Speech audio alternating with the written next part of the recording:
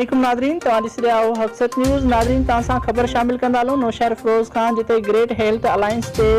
सॾ ते Pakistan paramedical staff association ऐं डॉक्टरनि पारां ज़िले नौशहर फिरोज़ में रिक्स अलाउंस टाइम स्केल ऐं हेल्थ प्रोफेशनल अलाउंस जे मुतालबनि जी मञता लाइ ख़ादिम हुसैन वस्तोई, यूनुस वसण, शरीफ़ कोरेजो, आशिक़ हुसैन भट्टी,